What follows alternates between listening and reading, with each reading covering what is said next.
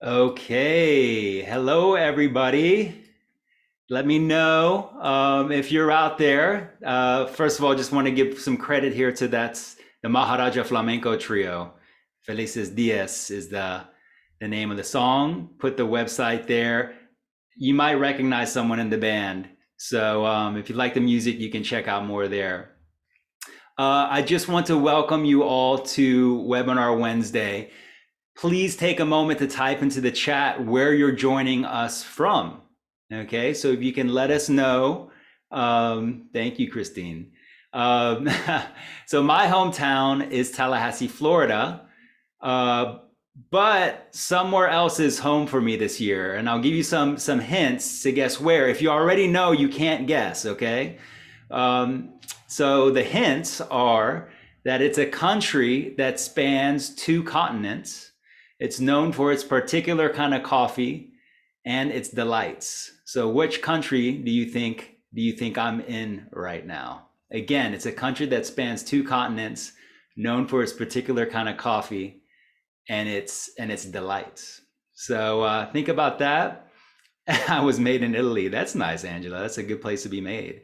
Uh, Nice Kissimmee, Florida, Milton, Florida, Avon Park. I want to take a road trip and visit all of you all.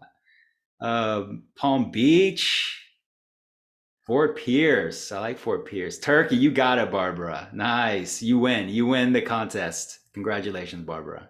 Hello from Jacksonville, Kazakhstan. Hello from Kazakhstan. Maybe that was the guess where I'm at. Yes, I'm in Istanbul, Turkey. And so thank you. Thank you. So, um, I want to thank all of you for being present here today, either by being here live or later if you're viewing the webinar. I also want to support your decision on creating the time and space in your day for your own professional development. Right, our knowledge, skills, our abilities. Those are some of the most valuable assets that we have. I don't think inflation can touch what's here and what's here. Right, so us developing our skills, us collaborating with each other, connecting with each other is some of the best time we can spend our time on as professional educators. So again, my name is Ramin Yazdanpana. I have the honor and pleasure to lead us in our webinar today, Teachers Helping Learners to Develop Learner Autonomy. Connecting and learning with fellow educators, and I'm sure you feel the same, is one of my favorite activities. So let's get going on the webinar. I'm actually going to mute my video, but I will be back. Okay, so, all right. So just a few key points to know how to interact today. So we will be using the Q&A option mostly at the end of the webinar. I'd also like you to use the chat option for most of our interaction during our webinar. So feel free to use exclamation points, emojis, whatever, to express your tone and emotion. You will be in listen only mode for this webinar. So the more you can engage in the chat, the better. I'd also like to thank the positive and brilliant IPDA team, June, Tammy, and Joseph, for their positive and just super helpful support. I got COVID a couple of weeks ago, so they were very gracious and just being patient with me and wishing me well. I'm happy to report I'm feeling 100% better. This webinar makes me feel even that much better. So, but they have provided this presentation in PDF format on the IPDA website. And the recording will also be available within 48 hours for review and sharing. So with that, I sincerely hope your experience in this webinar contributes positively to your professional development. Okay, so before jumping into the content, I have to say, because I'm not in the United States, I just want to wish everyone in the USA and all US Americans around the world happy Independence Day. It's a celebration of independence and of union all at the same time. So, this isn't going it alone, right? But rather as an ever more inclusive nation that supports every individual as a collective and as supporting our kind of collective goals and dreams, hopefully to the best of our ability. So the USA has always been a nation of immigrants. we as language educators get to participate in a very direct way, in supporting our students and their families and realizing their individual dreams, and in doing so, add to the collective good of the nation. So today, I hope that this presentation will provide and stimulate some ideas that you can implement in your own way in the classroom and share with your colleagues to support our students' American dreams. So, to give a brief overview of what we will discuss today, first, we'll conduct a short poll, and then we're going to get into defining learner autonomy, provide some rationale for learner autonomy, as well as what are teachers' role, and that goes for administrators as well. What are our roles in promoting autonomous learning for our students? Activities that develop autonomous learning, some digital tools for communities of autonomous learning. So that kind of gets back to what I was saying with, autonomous doesn't need, or even independent learning doesn't necessarily mean going it alone. Okay, it's going it together, but in a more kind of self-directed, independent way. And finally, setting a growth mindset, right, through some mindfulness activity. So I'm going to guide you in a mindfulness activity with the intention of kind of modeling it so you can guide your students in similar activities if you feel like it's useful. And I hope we have some time for Q&A. So another kind of contest that we have here is this image that we see here. And at the end of our presentation, I'm going to ask for you to kind of guess what the caption is. What is the quote that goes with this image? This is a man here fishing. And just to give you a hint, this is a Lao Tzu phrase, and it has to do with our topic here of today's presentation. So hold your thoughts there, and we'll see if you can kind of guess what this Lao Tzu quote is. All right. So with that said, I'm going to go ahead and launch the poll, Joseph, so I can do it. And I'm going to launch this poll if you can just take a minute to answer these poll questions. So how many hours of English language instruction do your learners have weekly? Right? And this is if you're a teacher or if you're an administrator, or just kind of like, if you've taught in the past, if you're not teaching now, kind of how many hours of English language instruction do your learners, or do English language learners in your experience typically have weekly? Number two is, you can go ahead and answer those questions. Number two is, would you describe your students as being strong autonomous learners who apply skills and strategies for developing their English language inside and outside of the classroom? And number three, do your students typically do homework collaboratively? So I'll give you a few more seconds to answer those questions. About 10 more seconds. Thank you all for participating. Okay. All right, so I'm going to go ahead and end the poll. Great response rate there. Thank you, everybody. And let's look at this here together. Can everyone see the poll results? So the first poll result here is how many hours of English language instruction? Oh, here you go. Let me share results. Okay, now you can probably see it. So how many hours of English language instruction do your learners have weekly? So we have about 16% 1 to 2, 3 to 4 hours, about 35%. So the majority here, about more than 6. So that's great. Number two, would you describe your students as being strong autonomous learners who apply skills and strategies for developing their English language inside and outside of the classroom? So this is kind of split down the middle. All right, so yes, 52%, no, 48%. And do your students typically do homework collaboratively? So we have a majority here that say no, with 81% no and about 19% that say yes. Okay, great. So let's keep that in mind as we move forward. Okay.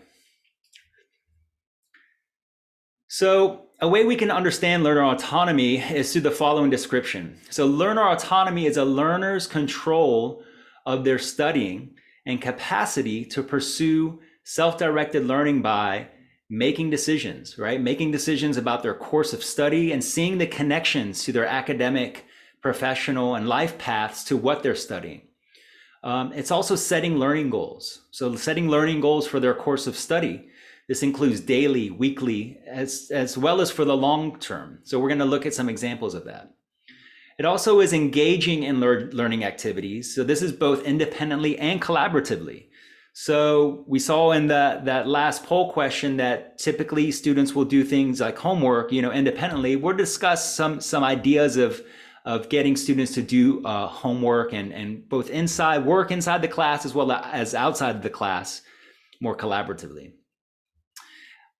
It's also testing outcomes. So testing outcomes is really being curious, right? It's being curious and experimenting with the learning process and adjusting the learning process as needed. So I'm sure that you all will agree that, learning is not a straight line. And so it's really about testing hypotheses and seeing what works and seeing what doesn't work, because what works for someone might not work for somebody else. So I think that's something to be, kind of really transparent and engage our students with that process. And it's also constructing personal meaning, right? Constructing personal meaning with the content by applying what students learn to their needs and to their contexts.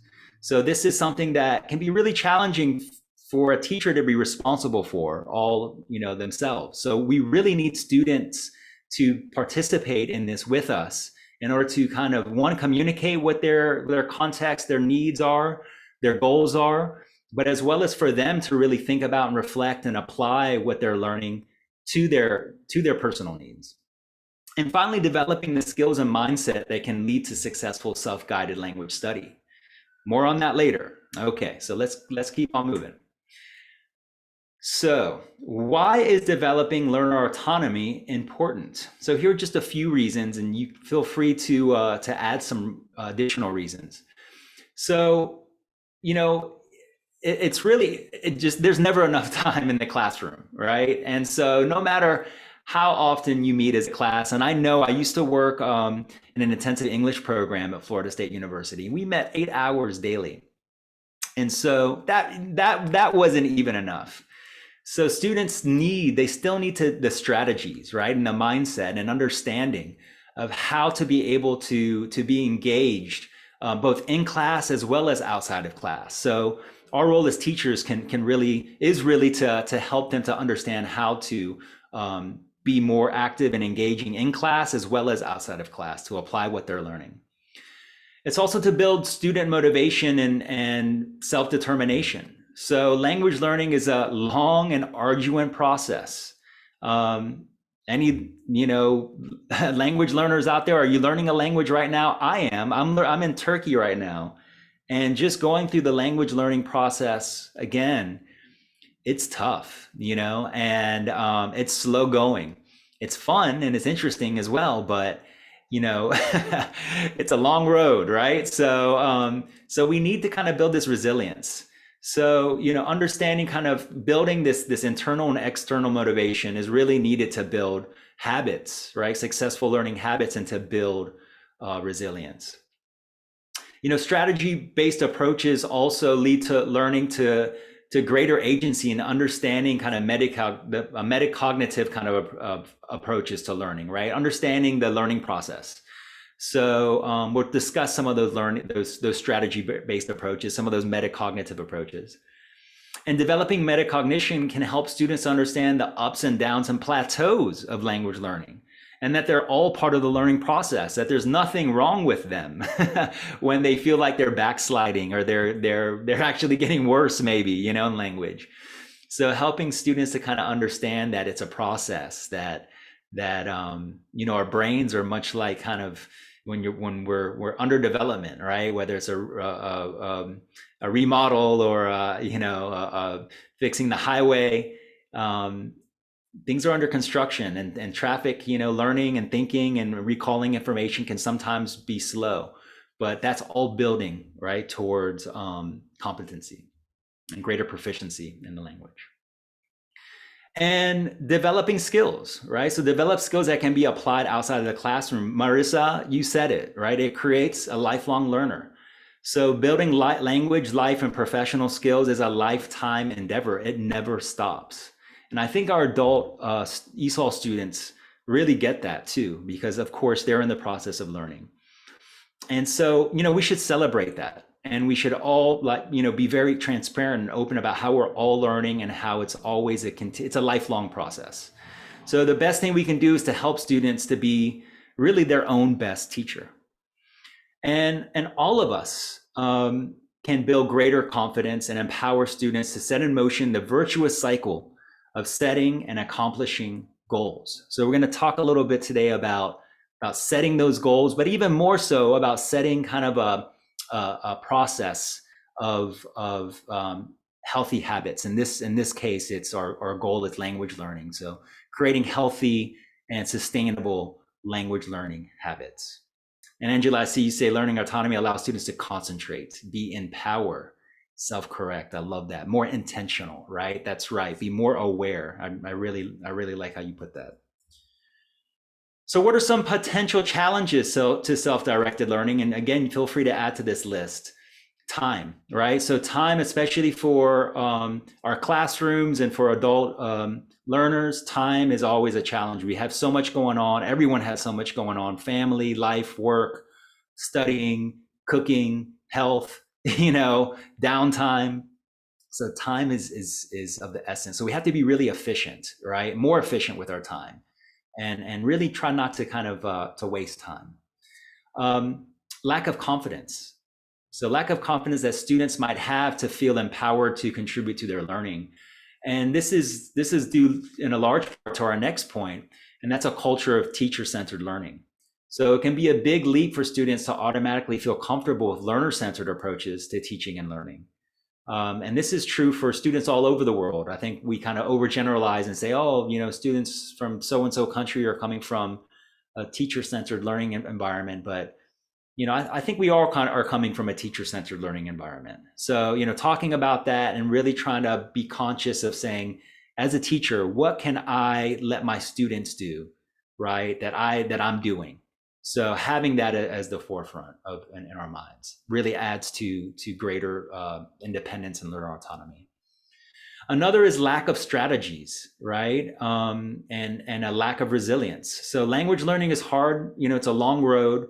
Adult ESOL students are especially busy and often overwhelmed by life responsibilities. So having strategies, having a plan, being able to schedule things and try to stick to that plan, but modify the plan and the schedule as needed is something that can be very kind of empowering for students. And we're going to do some practice activities today around that. And last is knowledge of resources. So access to resources and knowing what resources to access that are level appropriate and relevant can also pose a barrier to learning. Even if access to resources isn't an issue, a lot of times students just kind of struggle, right? They struggle with, it's kind of overwhelming. Right now we're in a place where we have access to information, to almost anything, right? Especially if it's in English. But that's true in many different languages as well. So it's really our job as teachers is helping students to navigate that world and what resources are going to be valuable to them and what resources are going to be level appropriate, right? So I'm looking at some of the comments here. Jim says the curriculum doesn't allow students to be creative or learn autonomously. So that's an issue, Jim, for sure.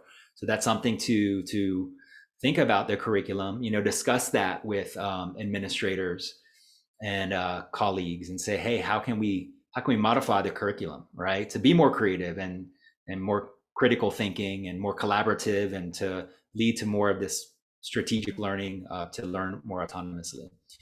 And Lorraine says, I like to encourage students to increase their English language learning in a leisure or entertaining environment so it doesn't feel like so much hard work. Yes, this is somewhat harder during the pandemic, but you're right, Lorraine. And we're going to talk about those kind of effective strategies as well. And June brings up a good point too. Sometimes the learning is not relevant. So that's even more important to kind of empower and to engage with our students and asking them how to make learning more relevant to their needs. Great, thank you everyone for your contributions. So here it is. How can teachers promote learner autonomy? So one is, legitimize independence, right? And learning by showing that we as teachers approve and encourage students to be more independent. So I say be explicit because this is something that we shouldn't just kind of plan for. It's also something that we should discuss openly and often with our students. That this is our goal. Our goal is to make them their own best teachers. Start addressing our students as if we are teacher educators that are preparing, master level kind of teachers, right? Or students going through a kind of TEFL or TESOL certificate program. We're building the strategies and understanding of language learning so that they can apply that to their own learning. When, and ways that are appropriate, of course. But this is an advantage that we have, right? As adult ESOL teachers, that we are dealing with adults that are able to kind of understand things in this kind of way. They understand the learning process. So let's kind of take advantage and leverage that. The second is provide opportunities to exercise independence. So, that there are kind of setting up students for successful experiences, basically, right? So setting students up for success with independent learning through activities that are scaffolded appropriately. So, as we know, scaffolding is kind of gradually building in complexity, providing support, that scaffolding for students in order to lead to independence. So that should always kind of be a goal for us as educators, is how to lead students to be independent, to communicate independently of teachers' aids, of teacher support. And this is really what communicative language teaching is about. Also give voice and choice in learning, all right? So this could be through weekly needs analyses, and I say weekly. Oftentimes we think about needs analyses as a one-time kind of thing at the beginning of a course, but I'm putting forward that we really need to do this weekly. And this is asking students to reflect and provide input on their learning experiences, and then also think about how they want to prepare for the following week and provide this feedback to students so learning is relevant on a weekly basis.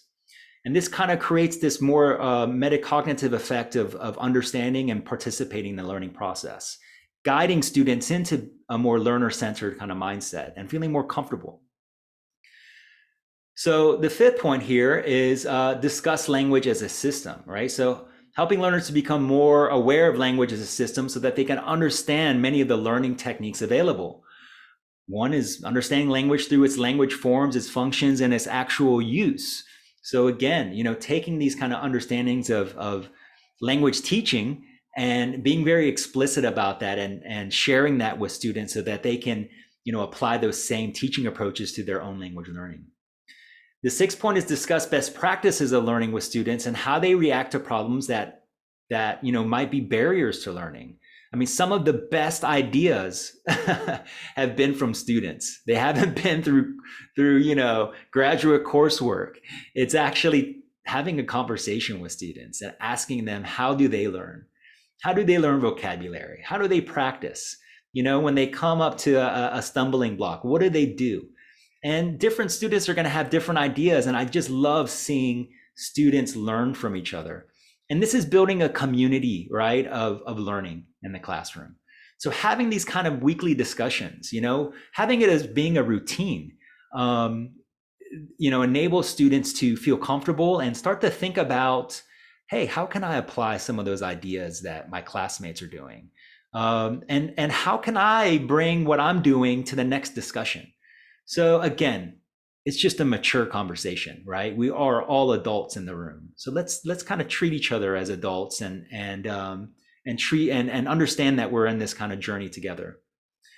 The seventh point is plan for tasks and projects that are meaningful to students' lives. So in doing so, students can learn language in a more meaningful and communicative way. So we're going to talk a little bit about task and project-based learning. And then finally, I think I've said this 10 times already, but be explicit.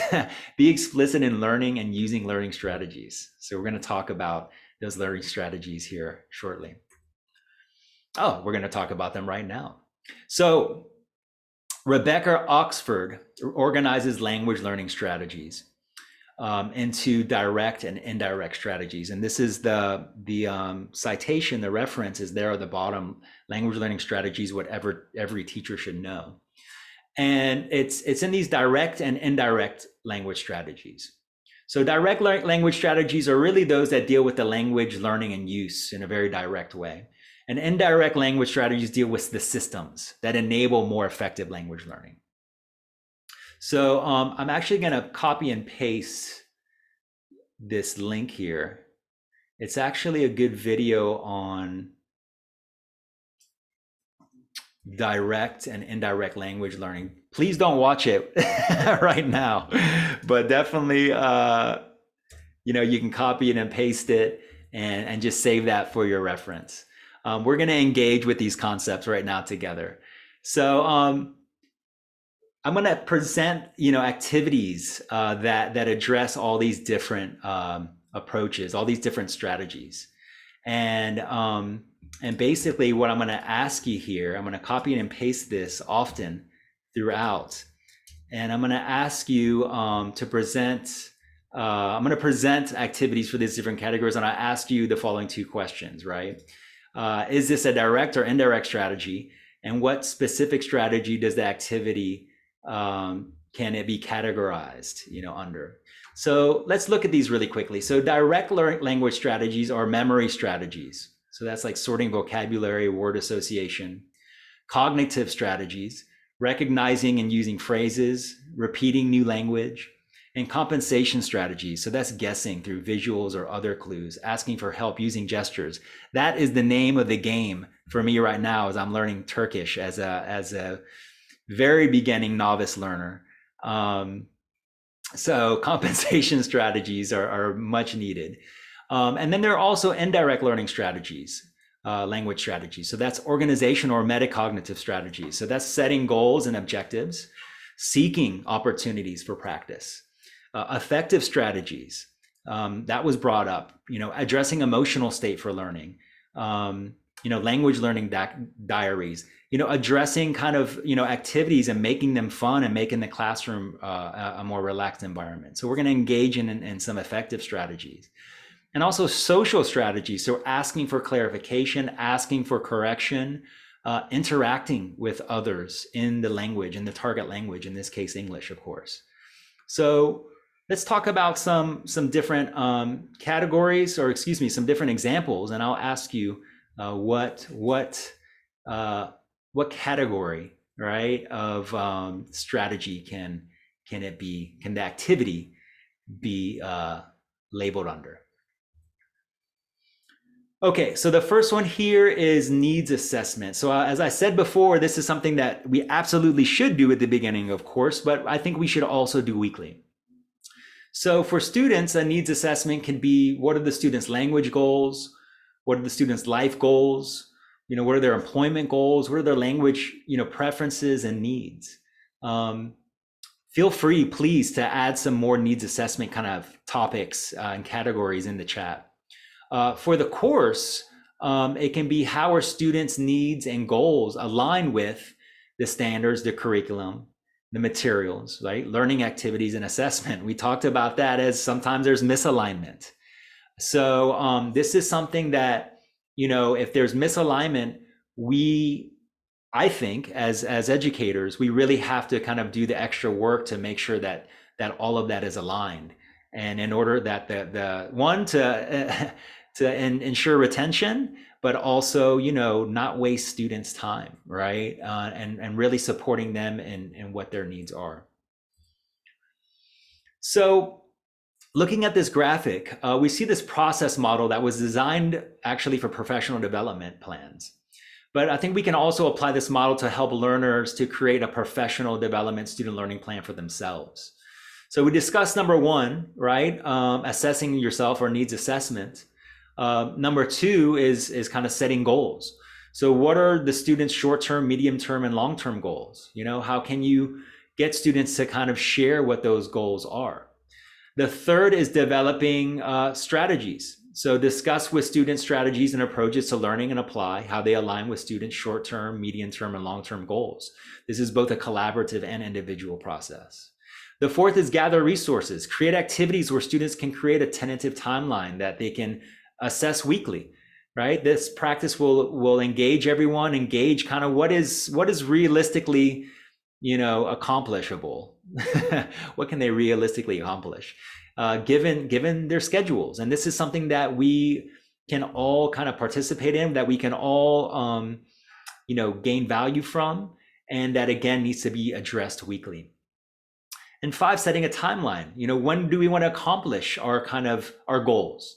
And as we'll see in a video that I'm going to show here shortly, when I say goals, really, I want to encourage everyone to start small, to start atomic goals, like that small. Why? Because it builds motivation, it builds confidence. So, helping students kind of with some motivation can be done as well, right? They can be done with some short quizzes, with games, with presentations, with kind of activities that, again, set students up for success, build confidence, are fun. Those are soft skills that are so important to learn the harder skills, right? So they really are integral and so critical in the language learning process. And finally, 6, take the time to reassess where we started. How far have students come? Where are they with meeting their goals? Where are they with learning strategies? So more importantly, allows us to take breaks along the way to see and celebrate how far we've come, on this language learning journey, and plan for where we want to go. So this is where learner portfolios, we'll talk a little bit more about that in the presentation as well.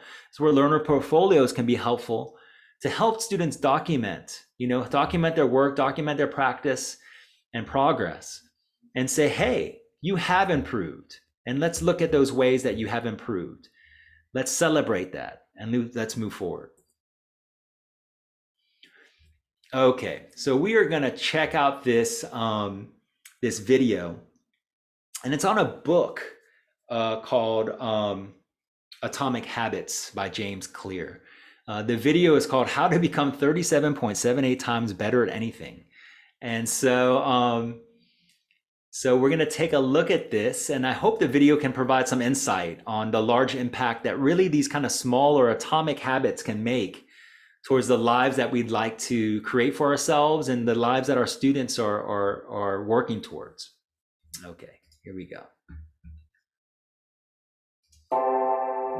Imagine a plane taking off and traveling from New York to Los Angeles.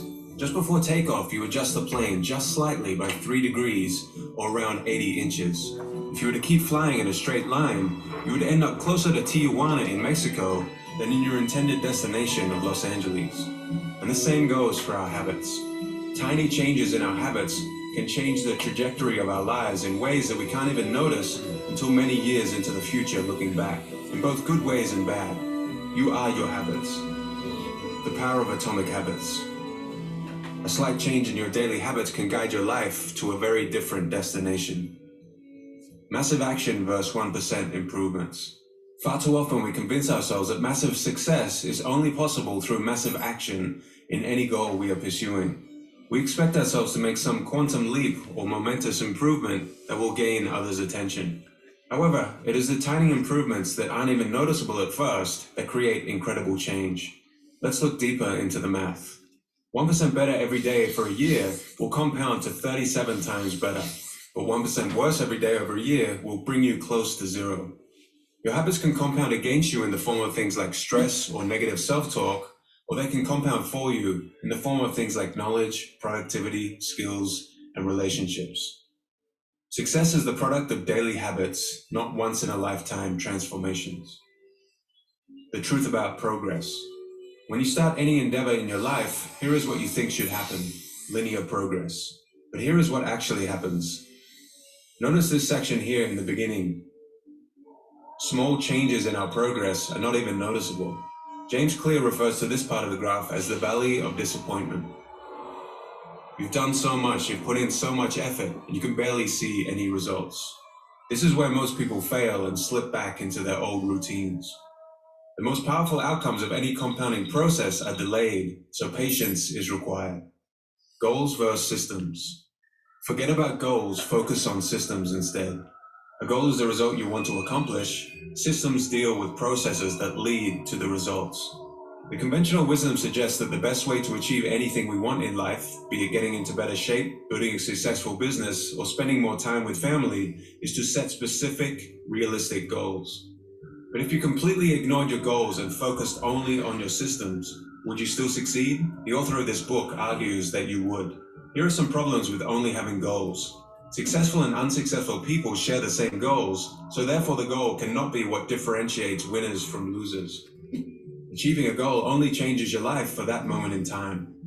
Goals can create an either-or conflict. Either you achieve the goal and succeed, or you don't and you're a failure, even if you are making progress in the right direction.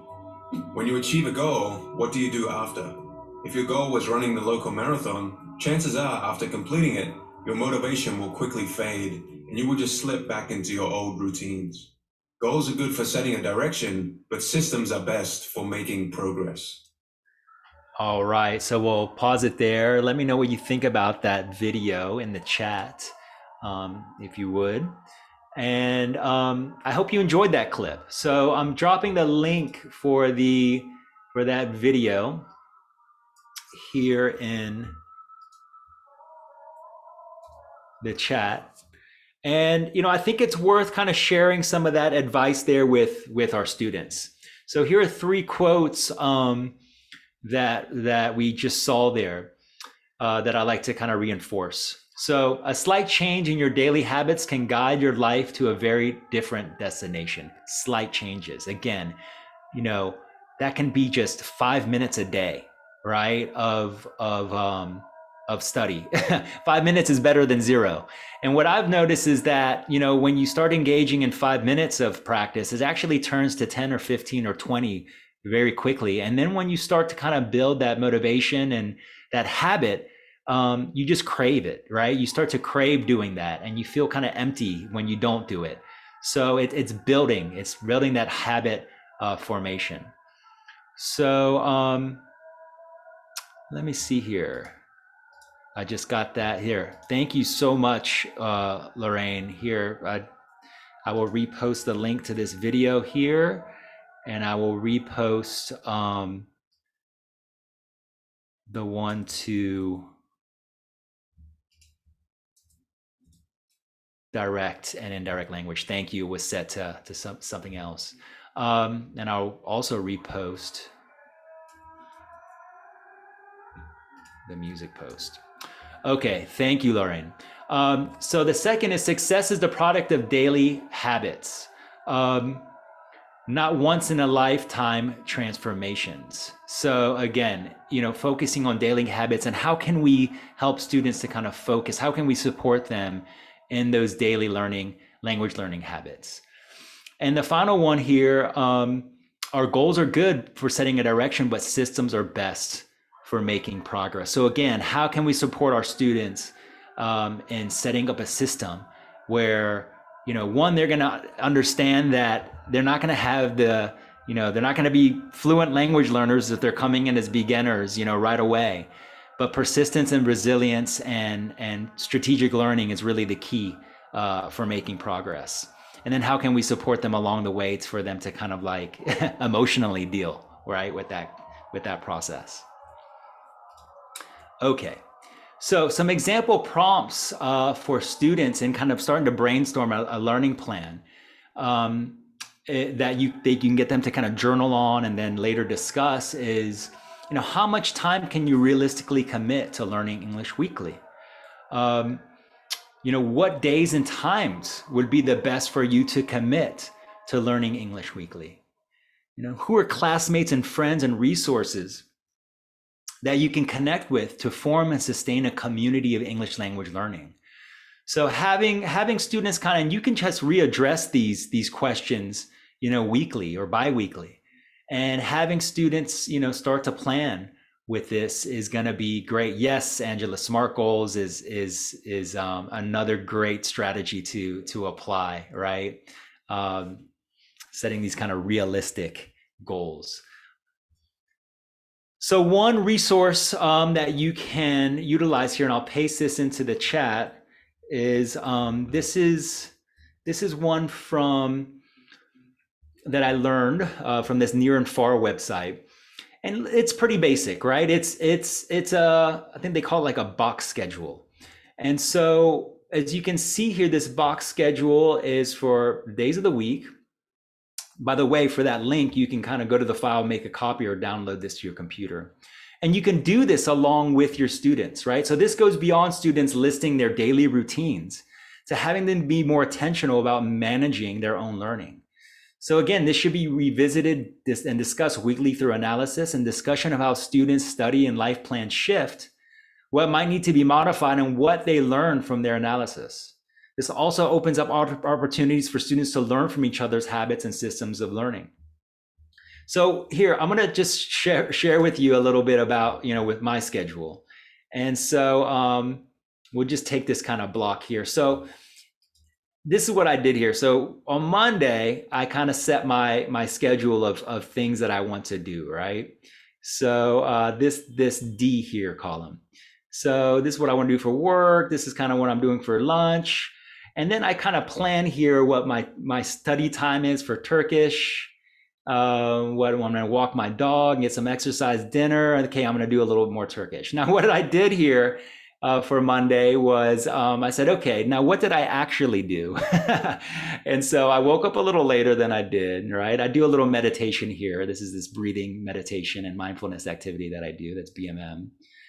Walked the dog a little later, okay, kind of did my work task. Oh, and I ended up practicing music here. This is darbuka, drum that I'm learning. So I said, oh, okay. So I like that time. And then interestingly, during lunch is when I wanted to study Turkish. So that was a time where I'm having lunch with my Turkish wife. I can ask about, questions that I have and kind of engage, and it's just a more relaxed time. I studied some darbuka drum here. And then I did study a little Turkish, but not as much as I planned, right? And so I actually didn't take my own advice here because I planned for an hour, of Turkish study. And in real reality, by that time of the night, I'm just good for like 15 or 30 minutes. So this is just an example that you can do with your students, that you can have them say, okay, let's set a plan and then let's reflect. And no way to feel guilty about what you did or didn't do, but just to kind of be realistic and make adjustments and be kind of active participants. It's almost like we're being active researchers in our own lives. And so what else should we be more active in, right? I mean, to be intentional, to be conscious, and to be active participants in scheduling and planning and setting, processes and systems, of learning and improving is really what we should all be engaged in. And so if you look up, Jennifer, I see your comment. If you look up Near and Far, if you go to www.nearandfar.com, you can actually download this. There's actually a lot of other good information on that website. So again, www, I'll put it down here, nearandfar.com. Okay, thank you, Jennifer. All right, let's move on. So here's a learning plan for my own Turkish study. Okay, so I'm like, okay, I'm a language educator. I can do this. So I set my language study here. Said, okay, on Sunday, that's Pazar in Turkish. I'm going to read a graphic novel. I don't have one, but I'd like to, so I'm going to get one of those.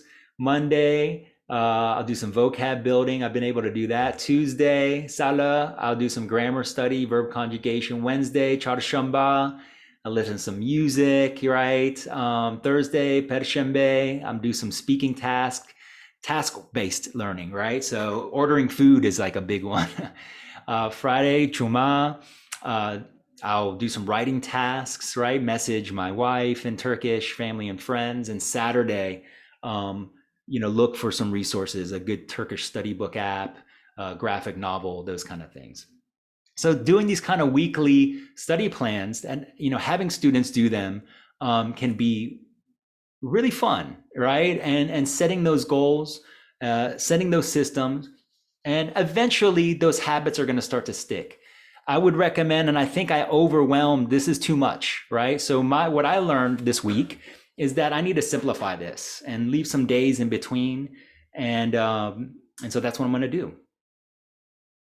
Okay, another one here is these kind of at the activity-based level. So goal setting can also be done at the activity level to allow students time to reflect on what they want to accomplish and focus on before writing in this case.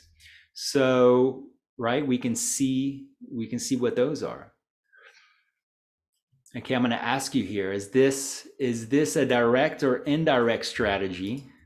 I'm going to post it in the chat. And what specific, so is this a direct or indirect strategy here, this learning plan activities? And what kind of learning strategy is it? All right, while you're doing that, I'm going to move on. Here's another kind of graphic organizer, right, that we can provide to help students be more independent and support their independence outside of the classroom with some scaffolding. So this is like a reading log, right? So I believe this is, mostly for kind of like lower intermediate to advanced students, this resource. So this is thisibelieve.org.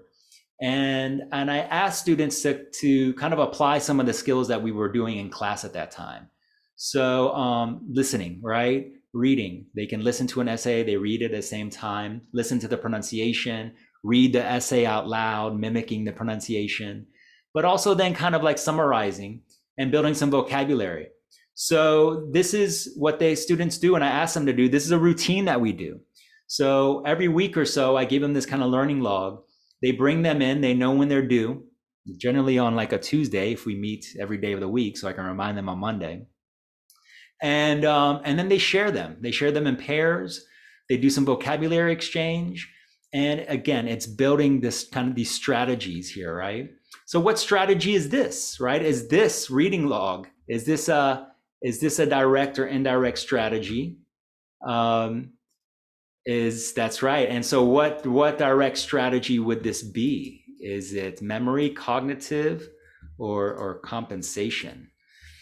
All right, let's move on here. So the next one is providing tools for students to develop self and peer editing skills, right? So we are our best editors, or we should just kind of be building those skills. Of course, we always can benefit from an outside editor, which is where our peers are for. So this is this kind of error analysis chart that you can share with students and get them to start to understand them. We can use these symbols when providing feedback on student writing, and then get students to start self-correcting, right? And then, eventually labeling their own writing and helping their peers with their writing. And this is an error analysis of providing the tools for students to track and more clearly understand what their areas of strengths and weaknesses are, and how they might be improving across these different grammar categories, right? So for writing 1, they might have had 5 tense errors, but for writing 2, maybe it was 2 tense errors. And then for writing 3, maybe 1 tense error. So this is a way for students to start to track and understand what their strengths are, what their weaknesses are. And then eventually we can kind of give students some quizzes here to list maybe their incorrect sentences, and then have them self-correct them. This is a feedback checklist, okay, that we can use. And I'm looking at the time, so I'm trying to speed up here a little bit. And this is to use as a checklist and a rubric to get students to prepare for a presentation, right? So providing these kinds of rubrics and checklists before and after a presentation can help students kind of develop these kind of metacognitive strategies. And then we have this task and project-based learning. So here's some kind of, descriptions of task-based and project-based learning, I think the main kind of difference here is that project-based learning just takes more time. It's a bit more complex. There's a bit more research and analysis and arguably some more critical thinking, and it requires more planning, right? But it also requires more collaboration and more team building, and working towards kind of projects are really what we're wanting our learners, our adult learners, to be able to build those kind of competencies, that familiarity, and that ability to work in teams, to work on projects that take several weeks. These are kind of more kind of workplace competencies and realities. So some task-based activities can be like plan a trip and a budget, survey the class, present findings, write a draft email to your teacher or your child's teacher, interview a classmate about their life. Project-based activities can be prepare a proposal for a business loan, produce a podcast, prepare a video about a cultural topic, build a website, things that are going to take a little bit more time. And so I want to give you this project planning checklist. And this is a guide to kind of, they take a little bit more front end planning. So here's a planning checklist that can help kind of guide you when you are developing a project-based task. And lastly, portfolios. So portfolios really help our students organize their work. And I would say that if you're doing a portfolio like in class, keep it in class. I mean, students can check it out if they need to study for a test or prepare, but I would say keep the portfolio so students can stay organized. And these are some ideas for organizing those folders. So folder 1 is notes from a needs analysis. Again, that could be weekly. Academic background, certificates earned, kind of the background of the learner. Folder 2 can be a biography, so experiences using English, personal language and life goals, ongoing needs analyses. And folder 3 can be the work. These can be error logs, assignments, learning logs, quizzes, journals, checklists for self-assessment. So this can be where work can be stored and can be revisited to study if there is an upcoming quiz, to kind of reflect on where they've come from, and again, to celebrate the progress that they're making. And of course, here are some digital tools for communities of learning. So if you're having students to collaborate outside of class, you can utilize some of these tools for graphic organizers. So there's going to be mind maps, Miro, Google Docs, Jamboards. Collaborative sharing can be done through Padlet or Bulb, Google Docs, VoiceThread. Messaging and social media can be done through WhatsApp, Telegram, Facebook groups, messaging. LMS platforms, right? Learning management system platforms can be set up through Canvas, Moodle, Schoology. So these are some different tools where you can help students to engage outside of the classroom.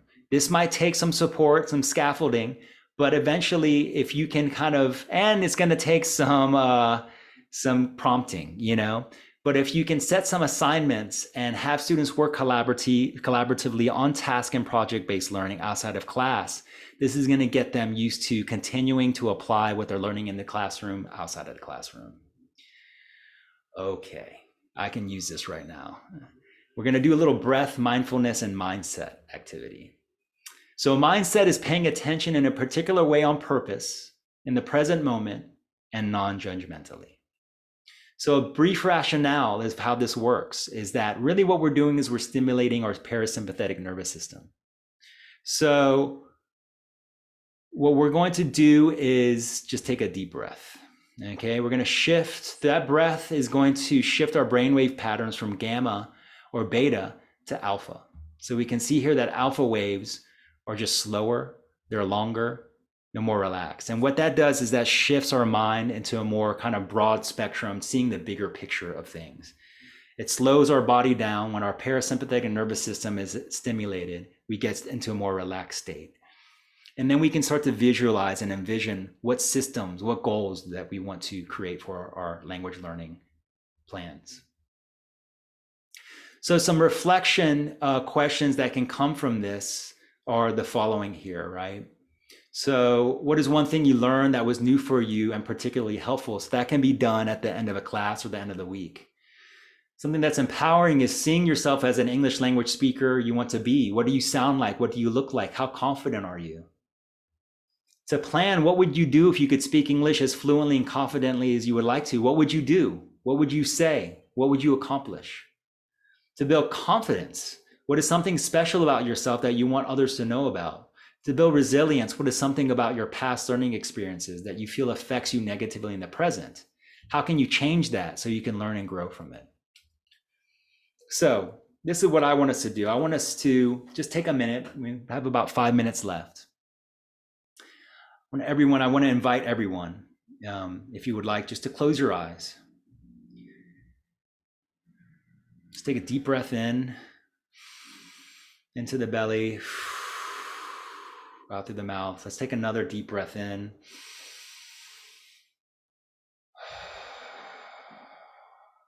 Just relaxing a little bit more deeply, relaxing the shoulders. Another deep breath in and out. Just quickly feeling our feet on the floor, our shoulders relaxed, our arms relaxed, our necks relaxed. A deep breath in. I want us to reflect on 2 questions. In what ways do you see your students being autonomous learners? So see that. What do you see? In what ways do you see your students being autonomous learners?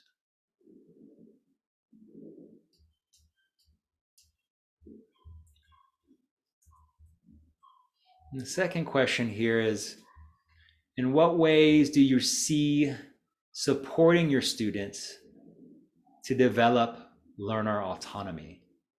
Again, in what ways do you see supporting your students to develop learner autonomy?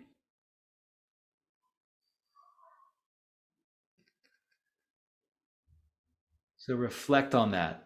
And you can continue to reflect on that after this presentation. And you can engage with your students in these kind of just easy, taking a deep breath, closing the eyes, relaxing. Ideally, you'd have a little bit more time than we have right now. And asking them some of these envision, journal, and discussion questions.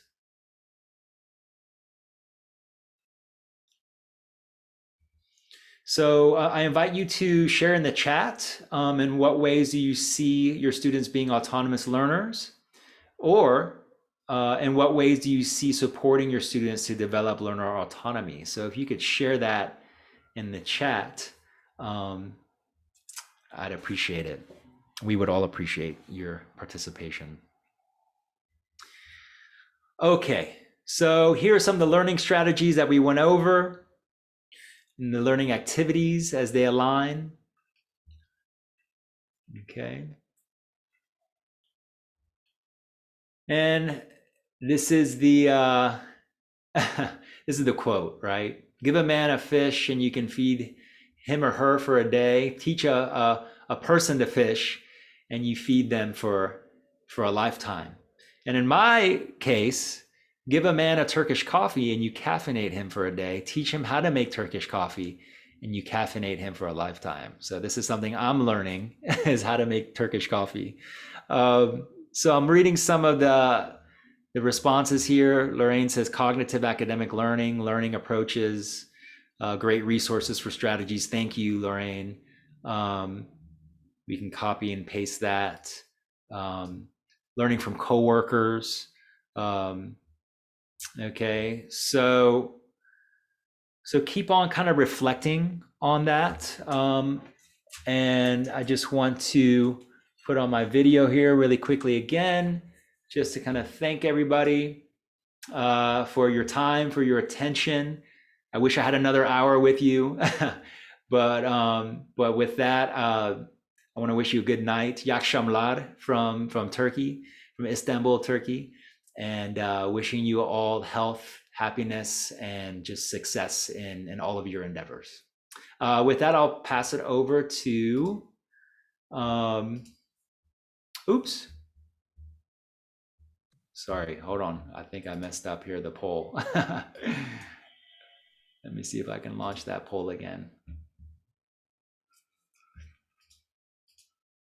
Relaunch poll. Here we go. Okay. If you want to get in touch with me, this is my LinkedIn.